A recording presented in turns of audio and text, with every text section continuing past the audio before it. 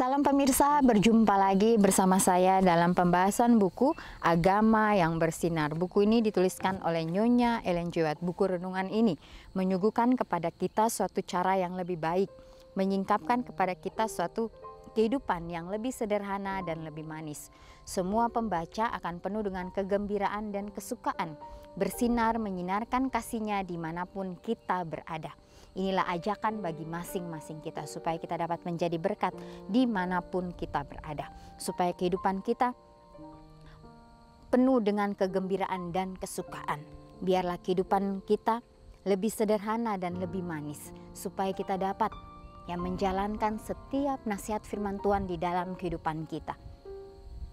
Ya, dari kesederhanaan itu kita pun dapat mengajarkan kepada setiap orang bahwa kehidupan Kristus, kehidupan yang penuh dengan kesederhanaan itu akan membawakan suatu hal yang sangat indah bagi setiap orang-orang dimanapun kita berada. Dan mereka pun akan merasakan bagaimana kesederhanaan itu membuat suatu kebahagiaan, membuat suatu sukacita di dalam kehidupan mereka.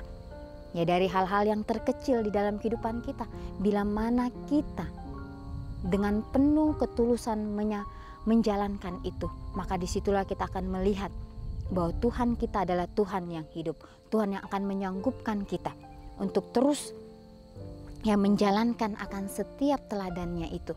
Walaupun akan banyak tantangan yang kita hadapi, tapi kita harus yakin dan percaya bahwa Tuhan kita akan memberikan kita kekuatan, memberikan kita kesanggupan untuk terus melangkah dari hari ke hari. Pada saat ini saya mengundang akan seluruh anggota keluarga dan saudara-saudara semua. Kita dapat berkumpul bersama-sama. Kita akan mempelajari nasihat firman Tuhan pada saat ini, dan biarlah rencana-rencana indah Tuhan itu akan menjadi bagian masing-masing kita. Kita akan masuk ke dalam judulnya, dalam gerejanya. Ayatnya terdapat di dalam Sefanya 3 ayat 17. Tuhan Allahmu ada di antaramu sebagai pahlawan yang memberi kemenangan. Ia bergirang karena engkau dengan sukacita. Ia membaharui engkau dalam kasih-Nya. Ia bersorak-sorak karena engkau dengan sorak-sorai. Orang pilihan Tuhan dekat kepada hatinya. Ada orang yang telah dipanggilnya keluar dari kegelapan ke dalam terangnya yang ajaib untuk menunjukkan pujiannya, untuk bersinar seperti terang di tengah kegelapan dunia. Tetapi Tuhan mengasihi anak-anaknya dengan kasih yang kekal. Bagi Dia, tujuan yang paling dikasihi di dunia adalah jemaatnya. Seri Membina jilid 5 halaman 123. Ya, jadi orang pilihan Tuhan dekat kepada hatinya. Ada orang yang telah dipanggilnya keluar dari kegelapan ke dalam terangnya yang ajaib, ya, untuk menunjukkan pujiannya, untuk bersinar seperti terang di tengah kegelapan dunia. Ya, tetapi Tuhan mengasihi anak-anaknya dengan kasih yang kekal. Ya, jadi bagaimana Tuhan kita? Ya, Tuhan yang penuh dengan kasih itu, ya, telah memberikan kita suatu hal yang begitu indah di dalam setiap kehidupan kita. Kita diciptakan oleh Tuhan, tentunya ada maksud dan tujuannya. Ya, biarlah pada saat kesempatan diberikan kepada kita saat ini, kita dapat pergunakan dengan sebaik-baiknya untuk menjadi berkat dimanapun kita berada. Ya, biarlah kita dapat mengerjakan segala sesuatunya dengan penuh kasih, mengerjakan segala sesuatunya dengan ketulusan kita. Ya, setiap tanggung jawab yang sudah Tuhan berikan untuk kita, biarlah kita dapat kerjakan itu dengan sepenuh hati kita. Ya, sehingga pada saat kita mengerjakan itu, orang lain akan melihat bahwa kita berbeda dengan dunia. Ya, bahwa kita tidak mencari kesenangan dunia, tetapi kita mencari bagaimana Tuhan kita adalah Tuhan yang hidup, sehingga kita dapat memancarkan akan kasih itu dimanapun kita berada. Ya, walaupun akan banyak tantangan-rintangan yang kita hadapi di dalam kehidupan kita, tapi kita harus yakin dan percaya, ya, bahwa kehidupan kita ini hanya sementara. Kehidupan kita ini Tuhan berikan untuk kita supaya kita dapat melatih kehidupan kita. Ya, biarlah kita mau mengoreksi akan diri kita masing-masing. Tuhan, apakah saya sudah menjalankan kehendak-Mu di dalam kehidupan saya setiap harinya?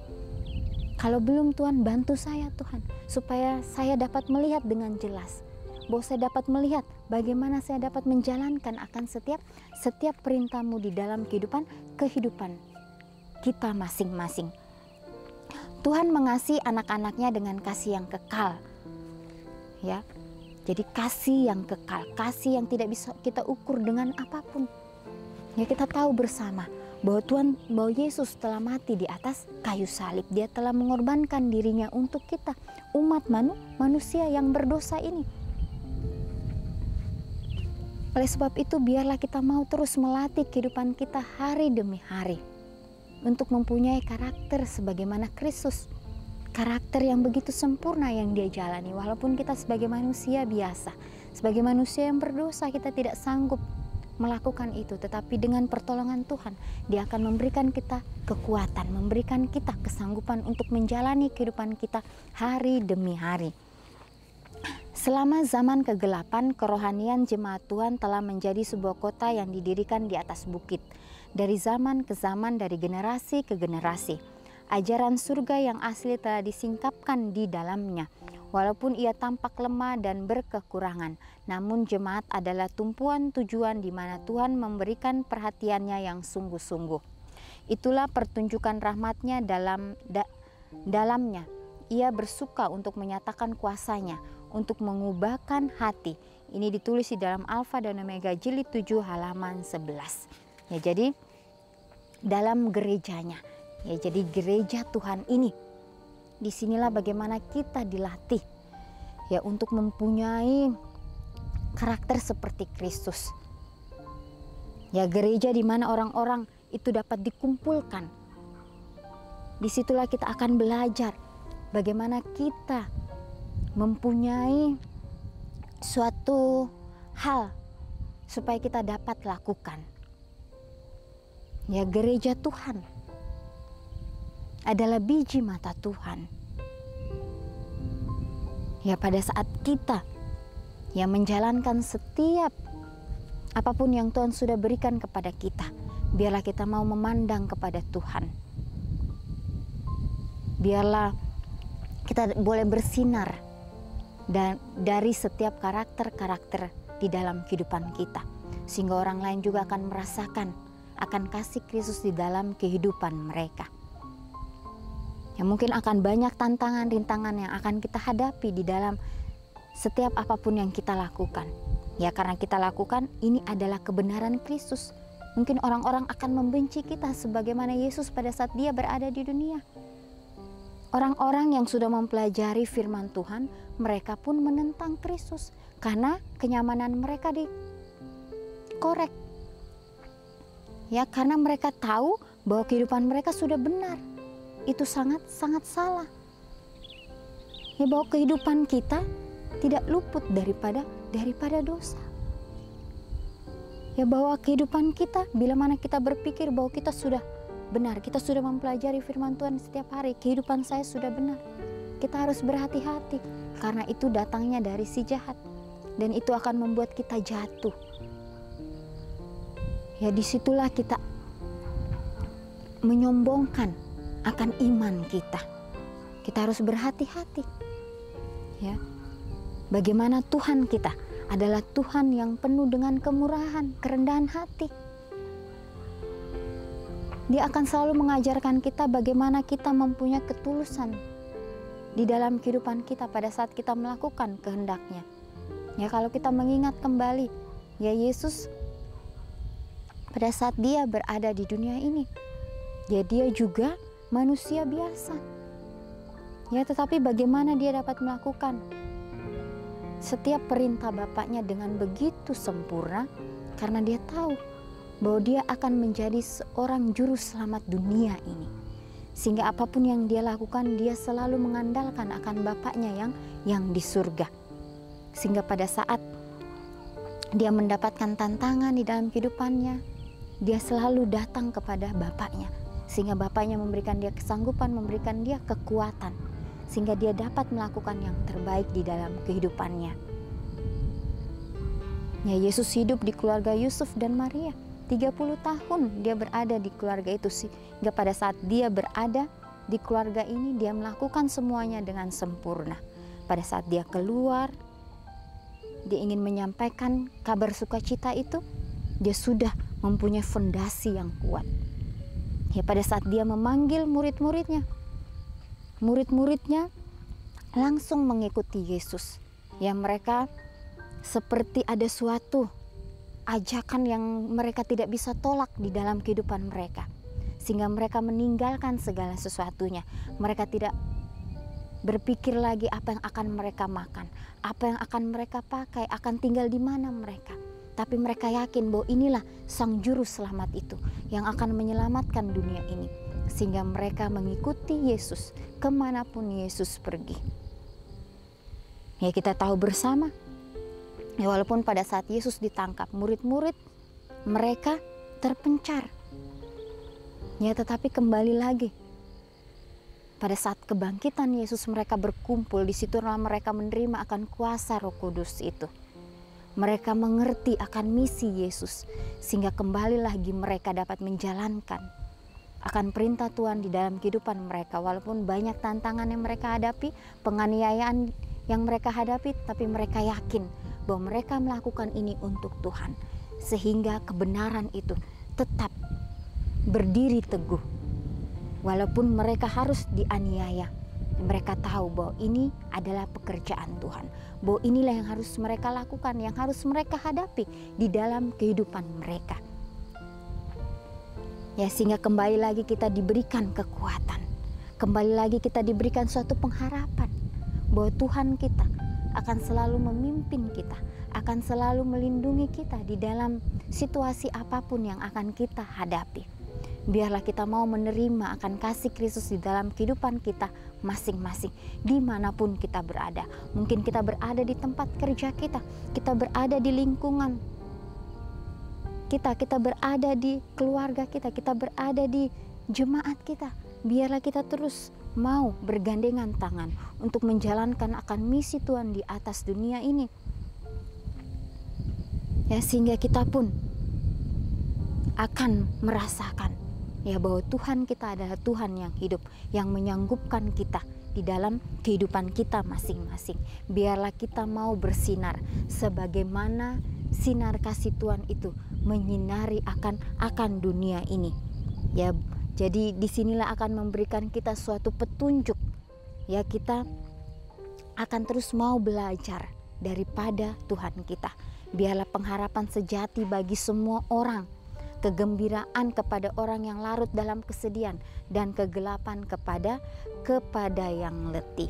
Biarlah nasihat ini dapat kembali menguatkan kita untuk terus ya berjalan bersama-sama dengan Tuhan, untuk terus datang di bawah kaki salib Tuhan, menyerahkan kehidupan kita, sehingga kehidupan kita pun akan dipakai sesuai dengan kehendak-Nya.